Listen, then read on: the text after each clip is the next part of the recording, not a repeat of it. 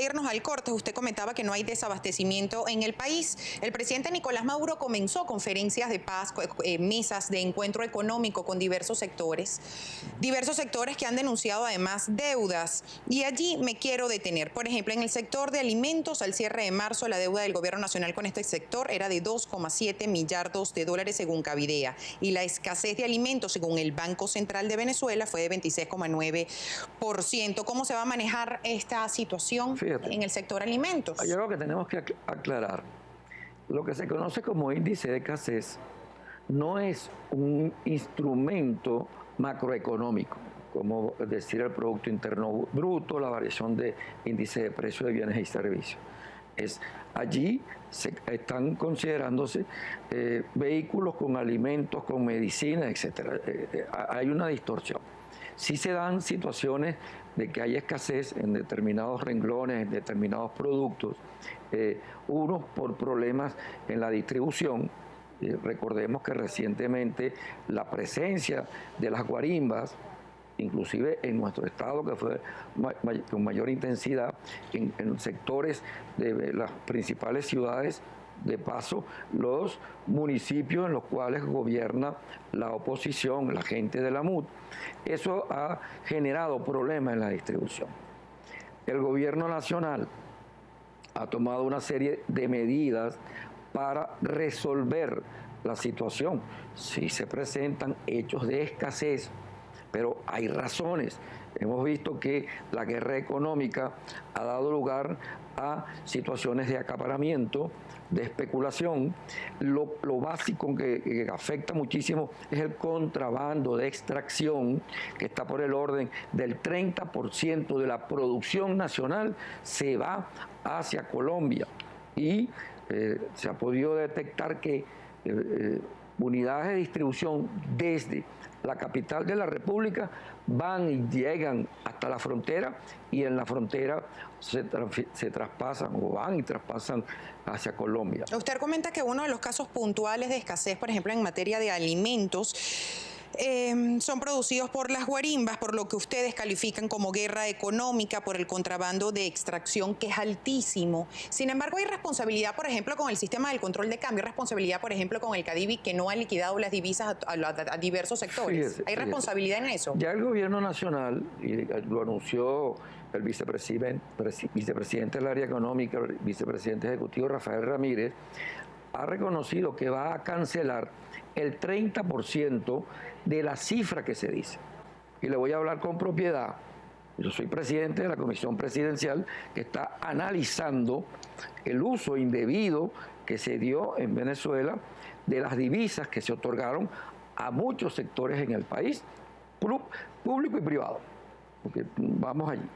Entonces, el hecho de que a usted se le otorgase una autorización de adquisición de divisa, en el cual usted está comprometido a traer lo que allí se le indicó, bueno, se ha determinado, y eso se va a dar a la luz pública en su debida oportunidad, autorizaciones que se concedieron para traer determinados productos en cantidades, en valores, etcétera, y así no se dio. ¿Hubo corrupción en CADIVI? Sí la hubo.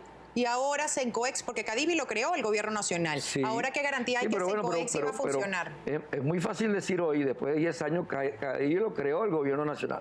Fue creado CADIVI por una situación que se dio en el país hace 10 años, una fuga de divisas de parte de sectores interesados de crear problemas a el gobierno del presidente Hugo Chávez. Y 10 años después se crea Sencoex porque hay una fuga de divisas y empresas de maletín por CADIVI. Porque, y lo reconocemos, fuimos muy permisivos en no controlar, hacer tanto el control previo como el control posterior en el cumplimiento de las asignaciones de esa serie de divisas. Nosotros tenemos un montón de participación del público y nuestro compañero Gabriel López nos comparte con nosotros toda esa participación.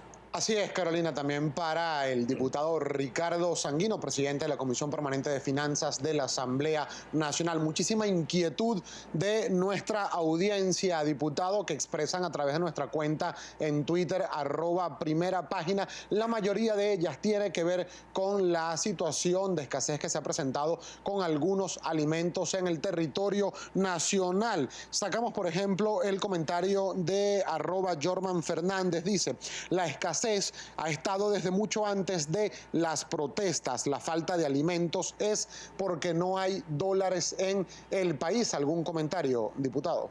Sí, fíjese. Recordemos que cuando nosotros llegamos al gobierno por decisión del pueblo, el 60% de las familias venezolanas estaban excluidas.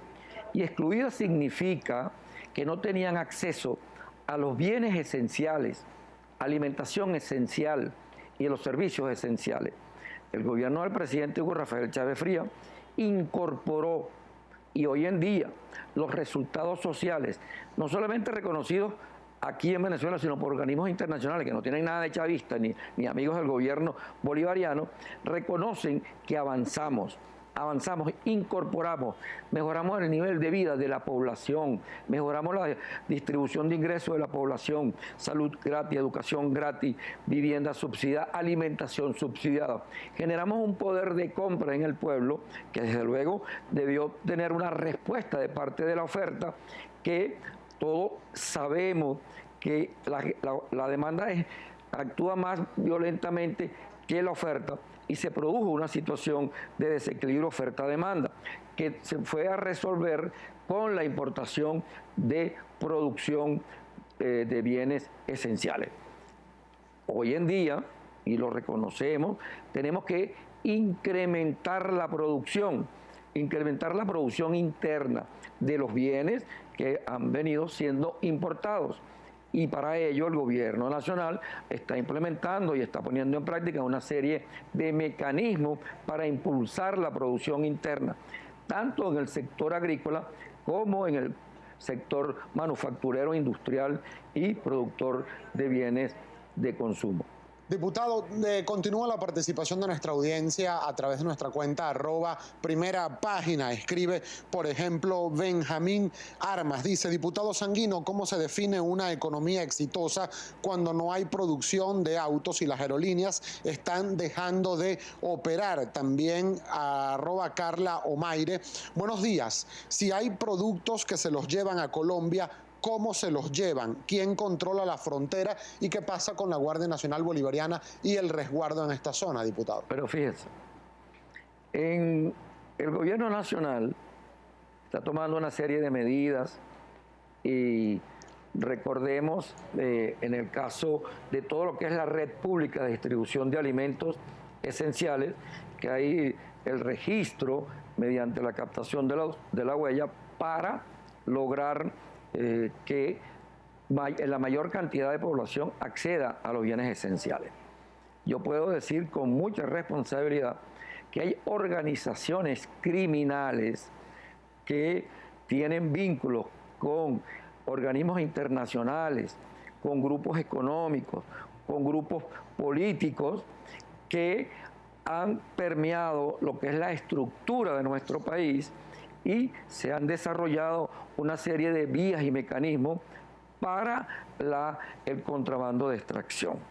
El gobierno nacional, a través de sus instituciones y a través del poder popular organizado, a través de la comuna, está actuando para minimizar y evitar que el contrabando de extracción se vaya, los bienes esenciales se vayan hacia el exterior del país.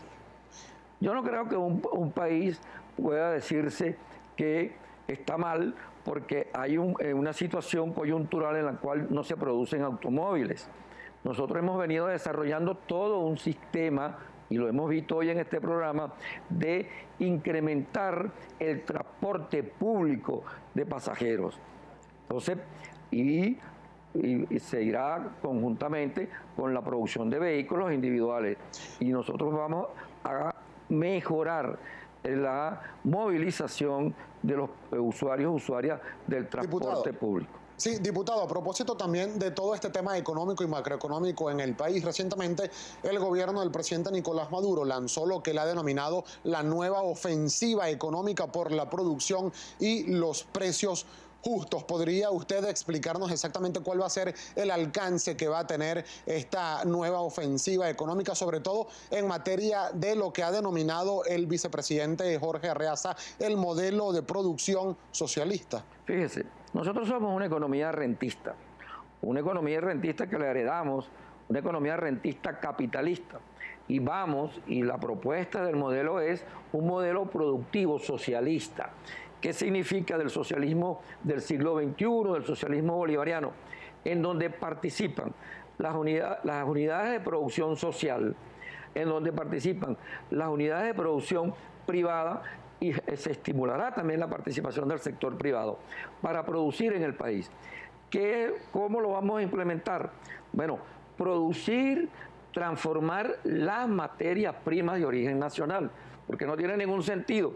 Vamos a producir en el país, vamos a financiar la adquisición de maquinaria, mejorar los procesos productivos, pero las materias primas tienen que ser importadas. No, tenemos que ir a un proceso de impulso de producción y desarrollo de materias primas nacionales y incentivar la exportación utilizando lo que es Mercosur, lo que es el ALBA, lo que es Petrocaribe, en donde nos vinculemos en un sistema de complementariedad con los restantes países que integran esas formas de organización política, económicas y social. Diputado, tenemos que despedir.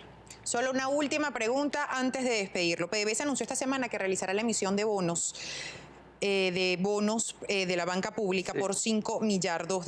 Algunos especialistas prevén que el gobierno está realizando un mayor endeudamiento para subir la oferta del SICAD. Y estos especialistas también argumentan que se está erosionando la solvencia del país. Bueno, cada decisión que toma el gobierno nacional, los célebres especialistas critican.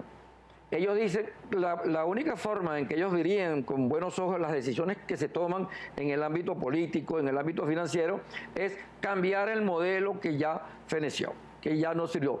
No, nosotros sí vamos a avanzar. Toda institución, toda empresa coloca instrumentos financieros para el financiamiento del desarrollo de determinadas actividades. Bueno, y estamos hablando, queremos dinamizar el SICAD 2, el sistema alternativo.